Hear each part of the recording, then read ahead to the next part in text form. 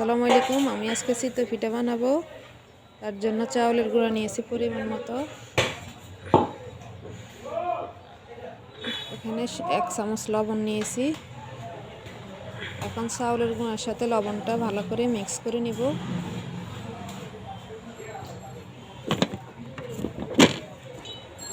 এখান দিয়ে আমি গরম পানি দিব।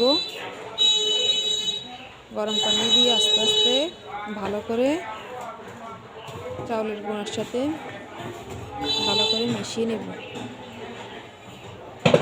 এই যে আমি গরম পানি দিচ্ছি আর মিশাইতেছি অল্প অল্প করে এবং ভালো করে একটা ডো বানিয়ে নিছি।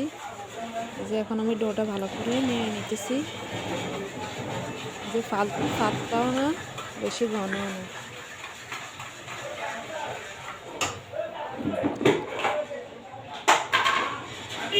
যে এখান দিয়ে আমার নারিকেল ছিল ফ্রিজে আমি নারিকেলটা দিতেছি। নারিকেলটা এখন মিশিয়ে নিব। নারিকেলটা দিয়ে দিছি। এখন নারিকেলটা মিশিয়ে নিব।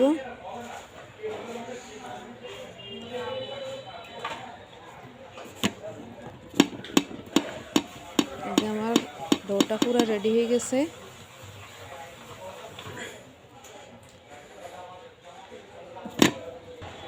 এখন আমি একটু ঢেকে দিব রেস্টের জন্য। কিছুক্ষণ পর আমি বেকিং পাউডার দিয়ে দিব 1 চামচের মতো।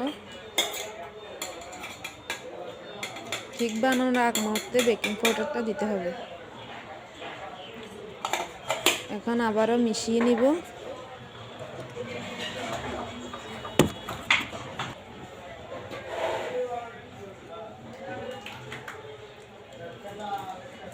এই যে আমার ডোটা পারফেক্ট ভাবে হয়ে গেছে। এখন আমি চুলাতে একটা মাটির বসেছি। চিতই পিঠাটা বানানোর জন্য আমি একটু তেলটা কিছু যেন লেগে না যায়, তেলটা টিস্যু দিয়ে মুছে নিয়েছি। এখন আমি চিতই পিঠা দিয়ে দিব।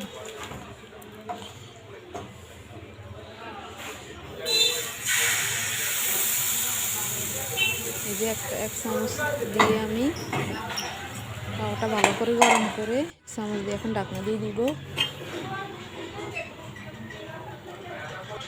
যে কিছুক্ষণ পর চিতই পিঠাটা হয়ে গেছে। চিতই পিঠাটা এখন উঠিয়ে নিব আমি।